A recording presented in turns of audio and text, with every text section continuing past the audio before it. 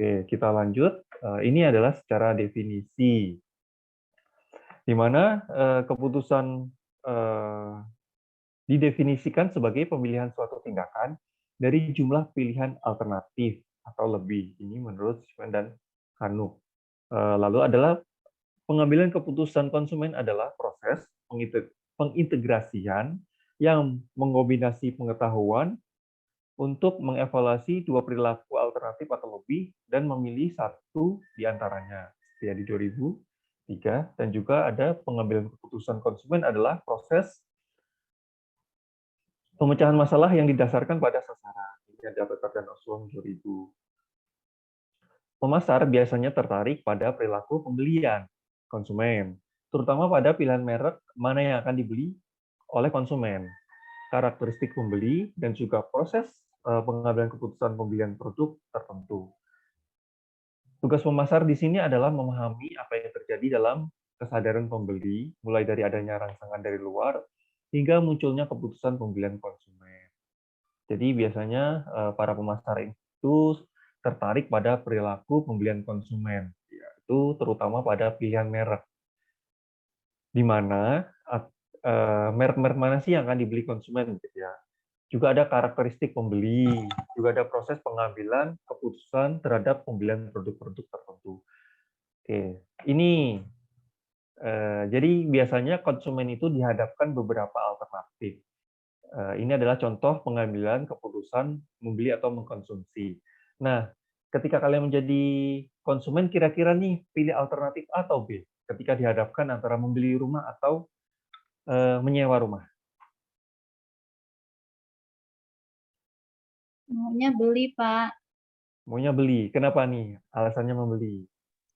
Karena nanti jadi hak milik. Kalau sewa kan terus mengeluarkan uang tapi tidak jadi hak milik. Oke, tepat sekali.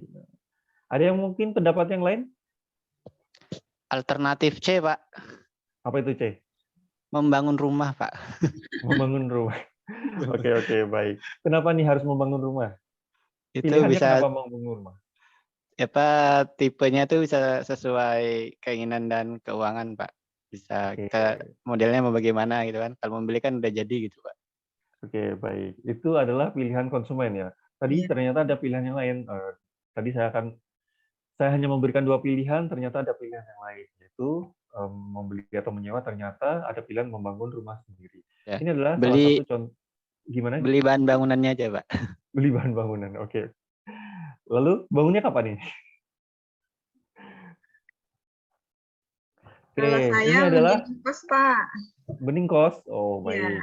lebih Mungkin hemat. lebih hemat ya kos. Berarti sama dengan nyewa ya, Iya, mirip-mirip dikit. Nah, ini adalah keputusan konsumsi merek. Kira-kira nih, alternatif pembelian mobil. Kalau dari dua alternatif ini, A atau B, kira-kira mana yang akan dipilih? Mobil sport atau mobil listrik? Mobil listrik, Pak. Mobil listrik. Kenapa nih mobil listrik? Karena lebih ramah lingkungan. Ya, ramah lingkungan, Pak. Lebih ramah lingkungan ya. Oke. Ini ada lagi keputusan mengkonsumsi produk cepat saji antara alternatif A dan B. A itu McDonald dan B itu KFC. Kira-kira nih sebagai konsumen, kalian dihadapkan pilihan, kalian mau pilih yang mana? KFC, Pak. KFC. Kenapa KFC? Kayaknya gerainya lebih banyak, Pak. Gerainya lebih banyak. Oke, ada yang lain mungkin pendapat yang lain? Saya juga KFC, Pak. Rasa KFC. ayamnya lebih enak. Oh, ayamnya lebih enak. Oke, baik. Oke. Kalau ini, kemarin saya juga sempat survei, banyak juga yang memilih alternatif A karena yaitu tadi, ini kan masalah selera ya. Oke, kalau di kelas ini alternatifnya B, tapi kalau di kelas sebelah itu alternatifnya A. Oke, sekarang adalah keputusan sasaran. Kira-kira nih keputusan saluran. Kira-kira jika dihadapkan untuk berbelanja, kalian memilih belanja di mall atau di pasar tradisional? Saya mau di pasar tradisional aja, Pak. Kenapa memilih Bisa pasar nawar, tradisional? harganya lebih terjangkau, dan lebih bersosialisasi, Pak, dengan penjualnya. Nanti bisa dapat langganan, dapat diskon gratis. Kalau di mall mahal, Pak. Oke, kalau di mall mahal, kecuali yang promo ya. Ada Iya, pendapat Pak. yang lain? Kalau tujuannya belanja dan refreshing ke mall, Pak. Bisa sambil nonton, misalnya kan biasanya ada bioskopnya atau apa gitu, Pak, sambil main. Kecuali kalau memang mau untuk kebutuhan saja ke pasar, Pak, kalau saya. Ya, terima kasih, Pak. Oke, baik, terima kasih. Terima kasih atas jawaban-jawabannya. Oke, tinggal satu lagi nih. Kira-kira nih dari alternatif A atau B, keputusan cara pembayaran. Kira-kira nih kalian pilih yang mana? Pilih yang tunai atau sekarang yang non tunai?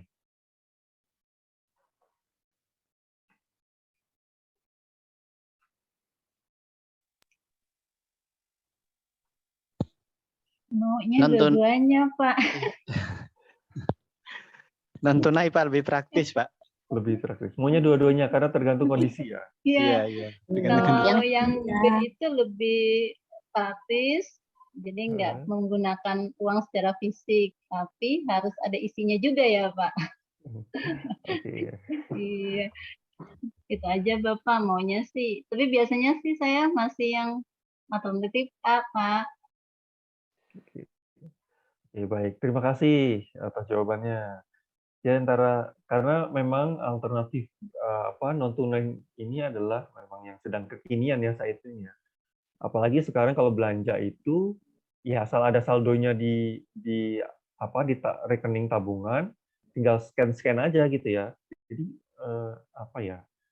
keinginan untuk konsumtif kayaknya lebih tinggi mana? Yang tunai apa yang non tunai?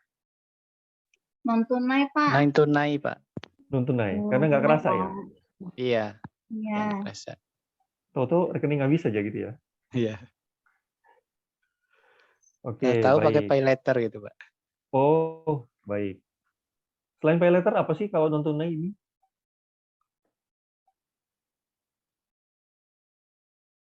OVO juga bisa ya, Pak. OVO ya.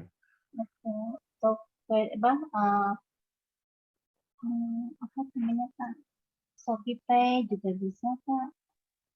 Shopee Pay ya. Pembayaran yang sedang kekinian gitu ya. Oke, baik. Sampai di sini ada pertanyaan sebelum kita lanjut?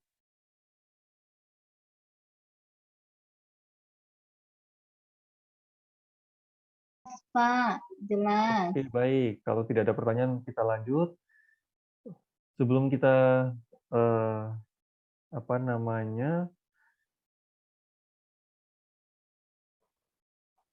menemui tipe-tipe gitu ya. Jadi di sini ada beberapa model manusia gitu ya. Sifon dan Kanook 2000 mengemukakan 4 perspektif model manusia.